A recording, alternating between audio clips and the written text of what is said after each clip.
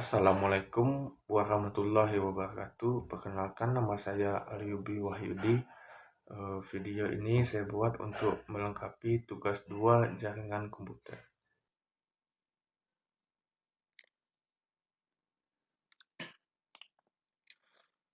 Oke, baik. Kali ini saya akan menyelesaikan tugas 2 jaringan komputer,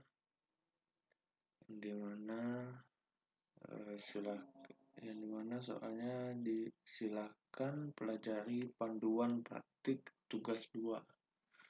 Kemudian praktikkan setiap materi yang dijelaskan di sini. Ada beberapa item, mulai dari CD sampai net, ada 20 item di sini. Baik, saya akan mencoba menjelaskan beberapa item di sini. Yang pertama ada CD. Baik, kali ini saya akan menjelaskannya di command prompt atau CMD. Baik, yang pertama ada CD. Kemudian kita enter. CD ini adalah perintah untuk pindah directory. Yang kedua ada CLS. CLS singkatan dari clear screen yang digunakan untuk membersihkan semua tulisan yang ada di layar komputer. Digunakan untuk menampilkan file teks. Perintah ini hanya bisa digunakan untuk satu file saja dan hanya untuk file teks. Yang ketiga ada CLS slash tanda tanya. CLS slash ini menampilkan file bantuan untuk perintah CLS, memberitahu Anda bahwa CLS membersihkan layar. Ini adalah file bantuan dasar. Perintah yang lebih kompleks akan memiliki file bantuan yang lebih mendalam. Yang keempat ada dir slash tanda tanya. Dir ini menunjukkan file bantuan untuk perintah directory memiliki lebih banyak konten daripada file bantuan sebelumnya yang ditampilkan. Di sini ada beberapa simbol yang mungkin saya akan pelajari. Selanjutnya ada ipconfig. Kita enter. ipconfig, perintah ipconfig bisa digunakan untuk menampilkan informasi seperti IP address, subnet mask, default gateway, bahkan lama waktu sewa IP pada network adapter yang terpasang pada komputer atau PC kita. Baik, yang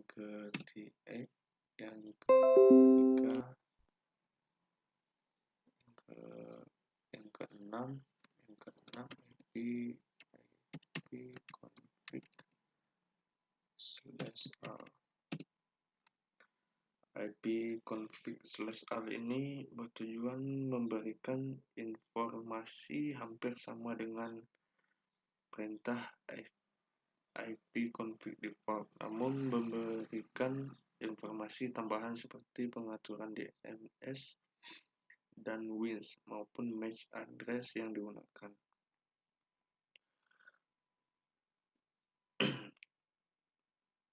Selain itu, pada bagian bawah, suffix adalah nama lengkap untuk suatu host atau komputer di jaringan. Nama komputer ditambah DNS suffix ini akan membentuk suatu format yang disebut dengan fully qualified domain name atau FQDN. FQDN ini merupakan suatu cara untuk mengakses suatu host atau komputer.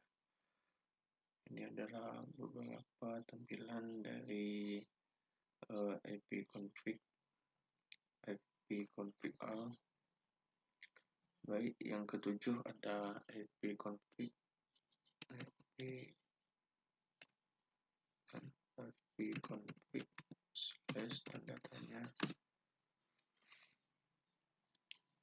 Yang ketujuh ada ipconfig tanda tanya. Perintah ini akan menampilkan semua bantuan terkait dengan perintah ipconfig. Perintah ini semacam kamus yang memberikan panduan penggunaan jenis-jenis dari ipconfig. Selain itu, kita juga diberikan contoh-contoh dari penggunaannya. Di sini ini adalah tampilan dari ipconfig tanda tanya. Yang ke-8 ada ipconfig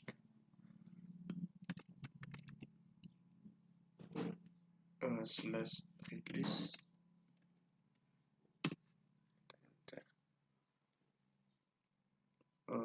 ipconfig /release ini digunakan untuk melepaskan atau mereset semua settingan IP address. Apabila perintah ini dijalankan, maka konfigurasi IP address komputer Anda akan menjadi kosong. Ketika dijalankan, koneksi akan dinonaktifkan, kemudian diaktifkan kembali, tetapi komputer kita tidak mendapatkan konfigurasi IP address dari DHCP di DHCP server.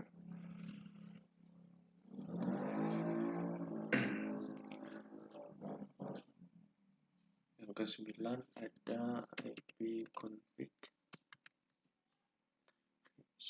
/ini. Kita enter.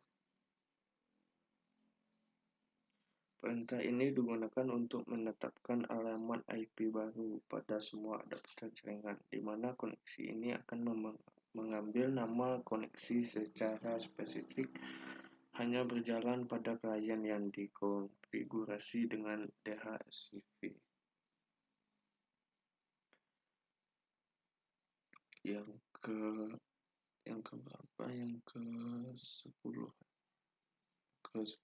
ada ipconfig /display DNS.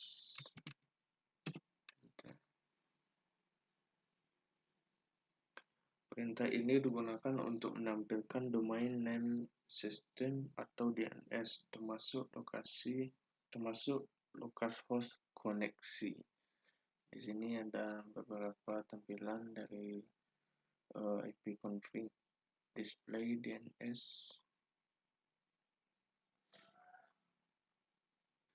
Yang ke-11 ada ipconfig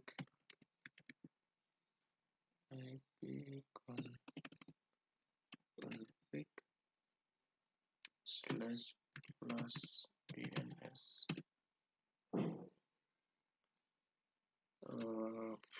/DNS ini perintah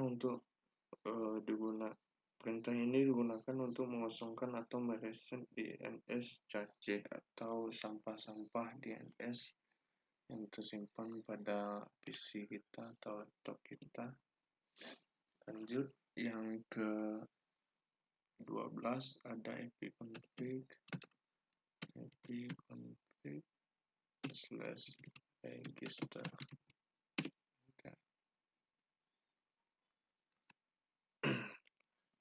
ipconfig ini perintah ini digunakan untuk mendaftarkan komputer pada server DNS terdekat. Ini adalah tampilan ipconfig register. Ini digunakan untuk mendaftarkan komputer kepada DNS server terdekat. Yang ke-13 ada ping. Ping digunakan untuk menampilkan berkas bantuan untuk perintah ping. Ping komputer localhost dan komputer lainnya pada jaringan. Yang ke-14 ada net start. Start.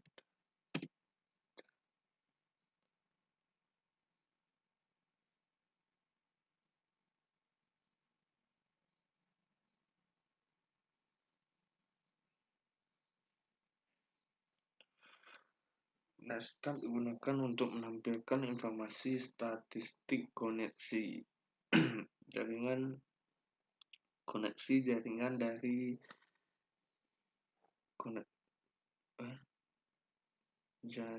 dari dan ke komputer yang sedang dipakai. Pada prinsipnya, Netstat sama dengan Task Manager. Jika Task Manager menampilkan proses dan aplikasi yang sedang berjalan, sedangkan Netstat menampilkan layanan informasi yang sedang dipakai beserta dengan informasi lainnya seperti IP dan portnya. Ini adalah contoh dari Netstat.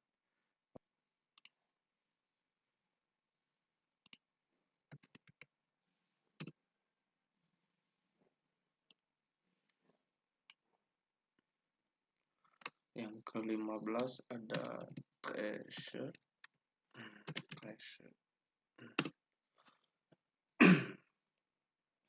Tracer ini digunakan untuk memberikan informasi dari rute yang dilewati oleh paket untuk mencapai tujuan. Ini dilakukan dengan mengirim pesan Internet Control Message Protocol atau ICMP echo request ke tujuan dengan nilai time to life yang semakin meningkat. Informasi rute yang merupakan daftar interface router yang terdapat pada jalur antara host dan tujuan.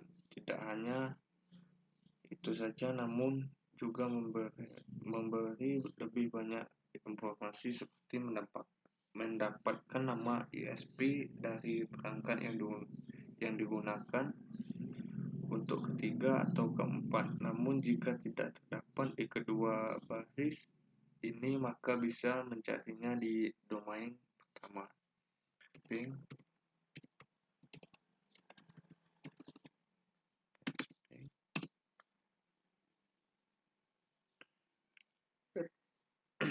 Patchping ini digunakan untuk mengukur network latency atau network loss. Patchping mempunyai sistem kerja yang mirip dengan gabungan antara ping dan tracer. Berikut ini adalah parameter yang dapat Anda gunakan pada komen patchping. "-n", perintah ini digunakan untuk menampilkan informasi IP address maupun hostname dari setiap router. "-h", perintah ini digunakan untuk menentukan jumlah hop maksimum untuk proses pelacakan ke tujuan. Default jumlah hop untuk melakukan patchping adalah 30 hop. "-w", perintah ini digunakan untuk menentukan nilai maksimum waktu tunggu. "-p", digunakan untuk menentukan waktu maksimum untuk menunggu sebelum proses ping dilakukan kembali. Selanjutnya ada NSLookup.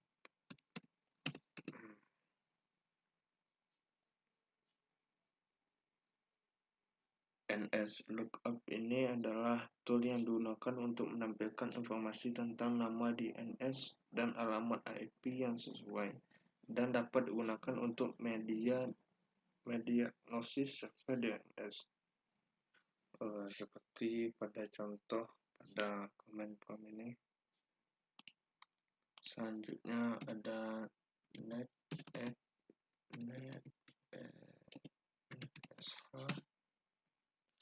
Perintah ini digunakan untuk menampilkan atau mengubah konfigurasi jaringan komputer yang sedang berjalan. Ada beberapa hal yang bisa dilakukan oleh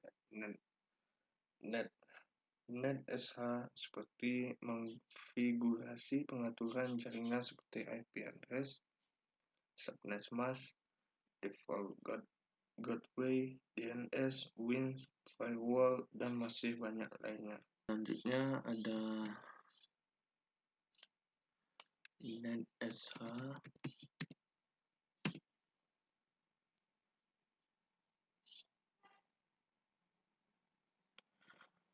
Perintah ini digunakan untuk menampilkan atau mengubah konfigurasi jaringan komputer yang sedang berjalan.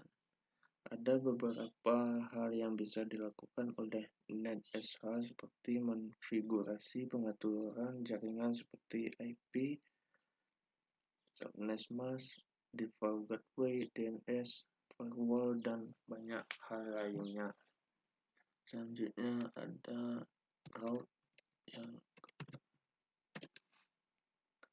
perintah ini digunakan untuk menambah, membuang, atau menukar. Menukar perintah routing table dalam sebuah host. Perintah ini biasa digunakan untuk host dalam sebuah jaringan yang mempunyai dua atau lebih router. Router digunakan untuk menyusun trafik komunikasi host berdasarkan IP dan subnet serta router atau gateway. Ada beberapa jenis router. Yang pertama ada router print, yang kedua ada router add, yang ketiga ada router delete. Baik, yang selanjutnya ada net.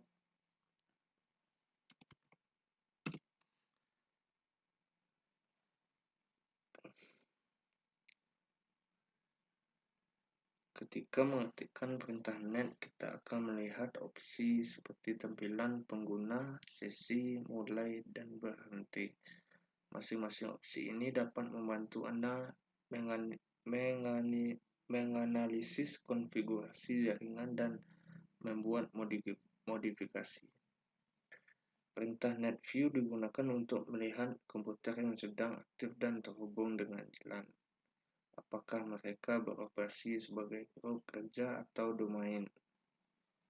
Setiap komputer yang terdaftar diawali dengan garis miring terbalik ganda. Ini menunjukkan UNC atau konvensi penamaan universal. UNC dapat digunakan saat memetakan drive dan menghubungkan ke komputer karena alasan lain. Yang kedua ada perintah NetTime. Perintah ini digunakan untuk menyinkronkan waktu ke komputer lain atau server waktu.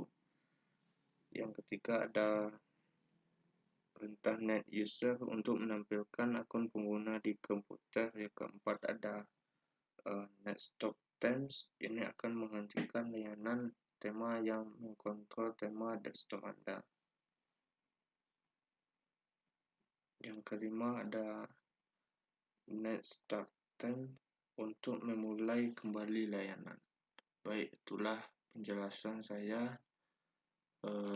tentang CD, JLS, dan lainnya sampai ke net. Mungkin ada yang kurang karena saya masih belum paham pada semua ini. Lebih dan kurang saya mohon maaf. Assalamualaikum warahmatullahi wabarakatuh.